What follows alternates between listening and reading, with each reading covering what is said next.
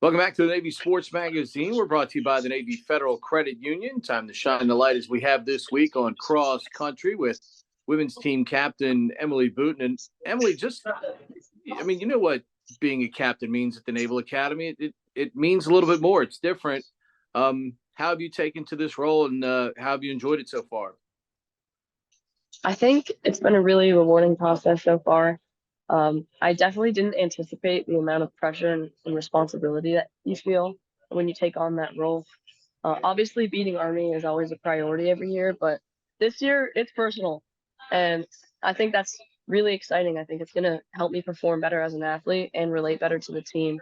Just knowing, like, I've done this for 4 years and this is my last year, so I got to put it all out there, you know? How do you include others within leadership as well? Because even though you're, quote, captain, you certainly don't go this alone.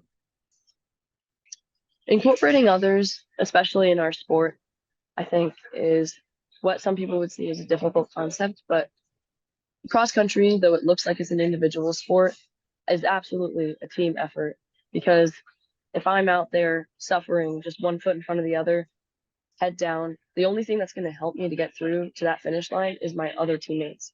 And in the leadership aspect of that, I have to understand and empathize with the pain and suffering of our sport that every single one of those 30 girls are feeling. And that's really tough and something that I'm still working on. I don't think I have that down yet. It's just so humbling to see 30 people put their hearts on the line and really go through something almost spiritual levels of suffering for this team. And I'm just so blessed to be able to work out and race with these incredible women. It's such a unique sport because you brought up a point I love to bring up a lot in sports like this. Yes, there's a lot of individual work within it, but at the same time, and it's not just the meets, every day you all as a collective group are really pushing each other to make this happen. So you're at your best.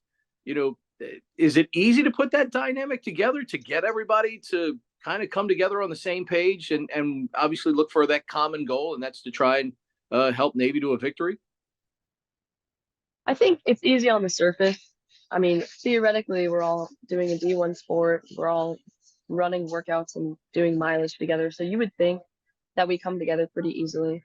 But I think when you look to it, there's nuances, especially in our sport, of different distances, different training styles. Like everybody's body responds differently to training. And there is no one size fits all to becoming a good runner, to becoming a good athlete, even a good midshipman or an officer. So I think, yes, we are all on the same page when it comes to expecting excellence and working our very hardest.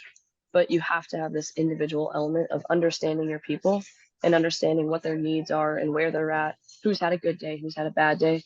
And if you don't have that appreciation for the individual, then the team will never come together. Thinking about all that a senior especially has to endure right now, clearly you're trying to finish strong as a student. You're trying to perform as an athlete. You're interviewing for service selections. How does one balance all of this to try and be at your best? Honestly, this semester has been the hardest of all of them, and it's also been the most fun. So I think I just have to look at all the things I'm doing with running, school. I'm applying for grad school. I'm also trying to go marine aviation. So again, like you said, all these responsibilities are tugging at you, pulling you in different directions. And the key is, in my opinion, to just focus on what you can control and let go of what you can't control, and to really rely on the other people that are going through the same things that you are. Um, and I really think that's how I've gotten through it so far. The other firsties on the team are incredible. They're my best friends. And anytime any of us has a tough day or didn't get enough sleep, we'll come together and just get each other what we need. For me, it's usually coffee. What makes a person want to run over hilly terrain and then run 3,000 meters? What inspires a person to do that? Because it's clearly something that has been a part of your menu for a long time. Honestly, I mean, so I found out that I love running when I got that runner's high feeling after my first race. I did the presidential fitness test and I was in like 7th grade. And oh man, I've been chasing that high ever since. But I think it's something that while running isn't a tactical sport of necessarily hand-eye coordination, there's no scoring like field goals. It's just how much pain and suffering can you take, and can you do it? Can you suffer more than everyone else in the field? It's so gritty, and it is like a test of the human spirit.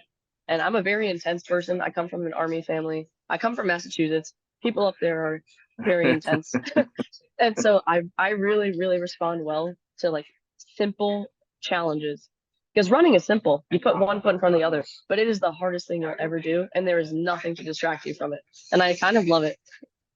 Who got you into it, and certainly competitively, because you shined in obviously many different areas of running in high school before you arrived at the academy?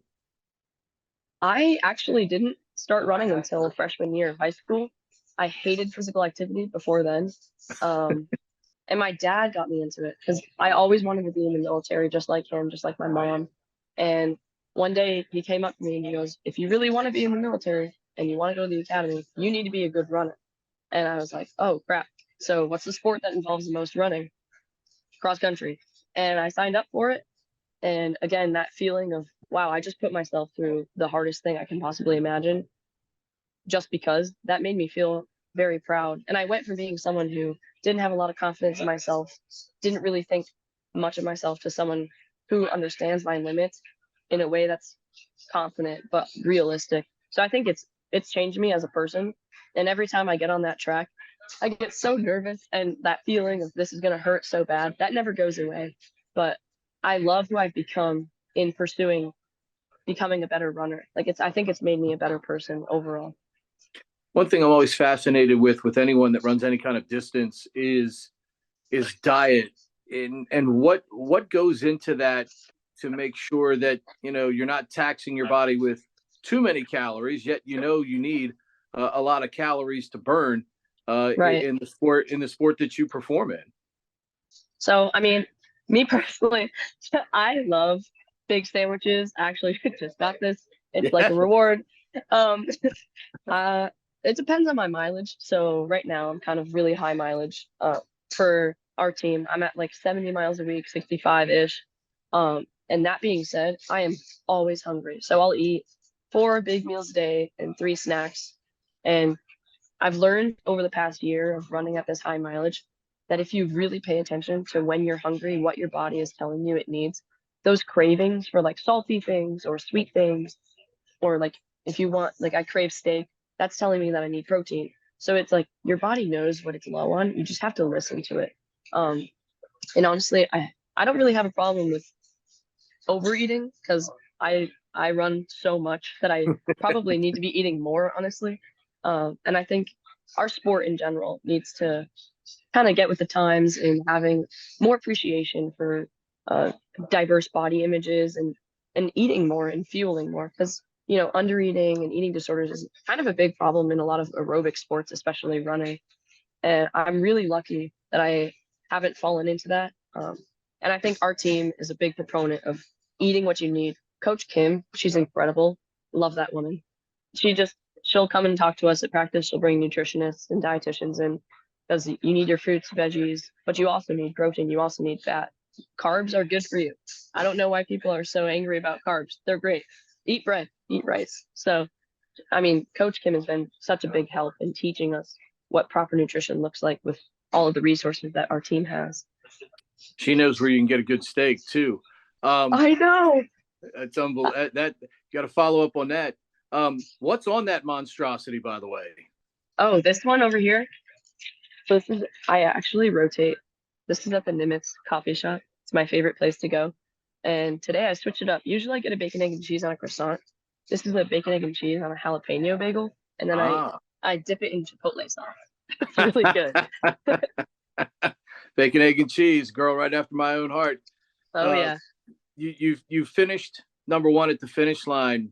You said you wanted to be in marine aviation. Any hope maybe to fly something like Marine One day out there? Oh, that would be so cool. I mean, hopefully Marine Aviation wants me. And once they let me in, there's no turning back. I have no idea where I'll end up. It's just one big adventure. I'm so excited. Emily, awesome stuff. Appreciate you taking so much time for us this morning. And best of luck to you and your teammates the rest of this fall season. Thanks for the time today. Thank you so much. Have a great day.